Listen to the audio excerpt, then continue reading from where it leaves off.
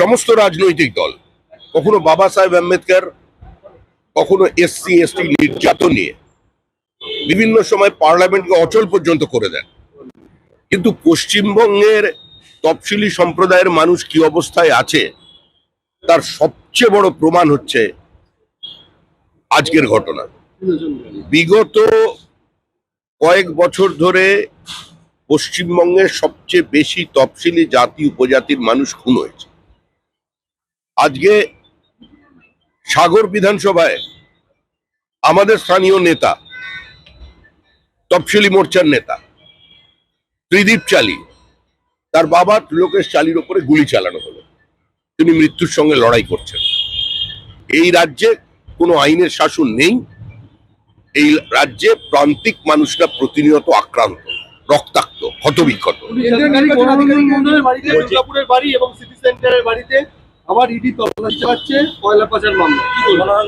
ও ED CBI নিয়ে আমাদের কোনো উৎসাহ নেই। ইডি কি করছে, সিবিআই কি করছে, তাদের কাজের গতি নিয়ে আমাদেরই মনে প্রশ্নচিহ্ন আছে। এ নিয়ে আমরা কিছু বলতে চাই না, কারণ দীর্ঘদিন ধরে এসব নিয়ে আলোচনা করে আমরা ক্লান্ত। হুমায়ুন কবিরের স্ত্রীকে আজকে তলব করা হয়েছে, টাকা নিয়ে ঘোড়া কেনা বেচা আশঙ্কা করছেন মুখ্যমন্ত্রী। কালকে ধর্ণা মঞ্চের শেষে তিনি এই কথাটা বললেন। দলের ওপর থেকে সম্পূর্ণ নিয়ন্ত্রণ হারিয়ে ফেলেছেন মুখ্যমন্ত্রী। তো জানেন গভীর রাতে কোথায় কে ট্রেনিং করে, কিন্তু ওই সমস্ত রিজেক্টেড টেন্টেড এলিমেন্টদের নিয়ে বিজেপি তার সরকার তৈরি করবে না। মানে জ্ঞানেশ কুমার যেতেই প্রত্যাহার কেন? জ্ঞানেশ কুমার চলে গেলেন প্রত্যাহার? অনেকগুলো বিষয় আছে। পরিবর্তন যাত্রা বেরিয়েছে, সেখান থেকে দৃষ্টি ঘোরানোর জন্য ধর্ণা মঞ্চ। ধর্ণা মঞ্চ তো অসাড়। এই প্রথম মুখ্যমন্ত্রী কোনো ধর্ণা হলো প্রাণহীন, যেখানে কোনো তাপও নেই, চাপও নেই। এখন জ্ঞানেশ কুমারও চলে গেছেন, আমাদেরও পরিবর্তন যাত্রা শেষ, উনিও তুলে নিয়েছেন। জলাভূমি ভরাট করার ঘটনায় হুমায়ুন কবিরের স্ত্রীকে আজকে মুর্শিদাবাদের শক্তিপুর থানায় তলব করেছে পুলিশ। হুমায়ুন কবিরের স্ত্রীকে জলাভূমি ভরাট করে বাড়ি তৈরির মামলায় আজকে হুমায়ুন কবিরের স্ত্রীকে শক্তিপুর থানায় তলব করা হয়েছে বারবার। এবং গোটা কলকাতা শহরের পার্শ্ববর্তী অঞ্চলে যান না, আপনি এয়ারপোর্টে দেখুন একটার পর একটা জমি কিভাবে দখল হয়েছে। এয়ারপোর্ট থেকে বেরোবেন সোজাসুজি আপনার ওই মাজারার মন্দিরের গলি দিয়ে ঢুকবেন, বাঁদিকে দেখবেন সুদৃশ্য হোটেল, সেটা তো ডোবা বুঝিয়ে তৈরি হলো। দমদম জুড়ে চলেছে পুকুর বোঝানোর কারবার। আমাদের মেয়র একবার বলেছিলেন ফিরাদ হাকিম কঠোর ব্যবস্থা নেবেন। উনি যত কঠোর স্টেটমেন্ট দিলেন, তারপরে আরো কঠোরতার সঙ্গে বোঝানো শুরু হয়ে গেল। হুমায়ুন কবিরকে ডাকা হচ্ছে এই কারণে, সেটা তৃণমূলের পারিবারিক ব্যাপার। ওরা বোঝাতে চাইছে যে হুমায়ুন কবির আমাদের লোক নন, আর হুমায়ুন কবির মাধ্যমে আরো কিছু আসন জিতে আসা যায়, ভবিষ্যতে ওদের সরকার গঠন করতে সাহায্য করবে। হুমায়ুন কবির সম্পূর্ণভাবেই তৃণমূলের প্ল্যান বি। হুমায়ুনই তৃণমূল, তৃণমূলই হুমায়ুন। বৈঠকের দ্বিতীয় দিনে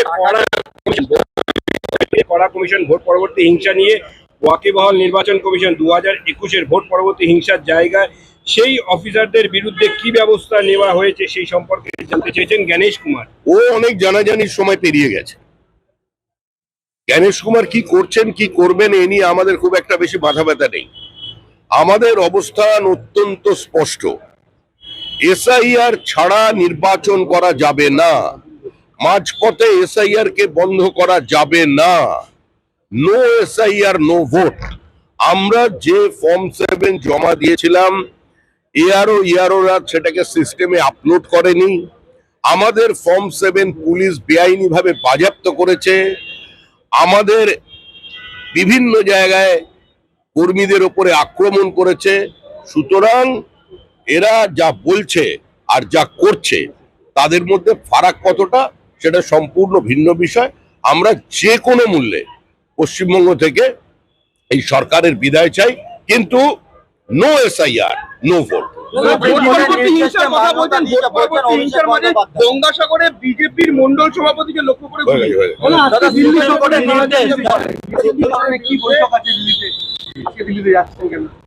ভোটের আগে কিসের বৈঠক থাকে, সেই বৈঠকেই যাচ্ছি। সুপ্রিম কোর্টের নির্দেশ মান্যতা দিয়েছে বলছেন অভিষেক বন্দ্যোপাধ্যায়। সুপ্রিম কোর্টের নির্দেশে কি বলা হয়েছে? এসআইআর এর প্রক্রিয়া সম্পূর্ণ করতে হবে। নো এসআইআর নো ভোট, আমরা তো স্বাগত জানাচ্ছি, এটা তো আমাদের দীর্ঘদিনের দাবি। নির্বাচন কমিশনের সঙ্গে দেখা করবেন যে এসআইআর সম্পন্ন না হলে রাজ্যে ভোট করা সম্ভব নয়, এসআইআর সম্পূর্ণ না হলে। আমাদের যা বার্তা দেবার আমরা দিয়েছি, যেটা বলার আমরা বলেছি, প্রয়োজনে আবার বলবো, মাঝপথে এসআইআর কে বন্ধ করা যাবে না। আমাদের ভিডিও ভালো লাগলে লাইক এবং শেয়ার করুন। কমেন্ট সেকশনে গিয়ে জানান আপনাদের মতামত।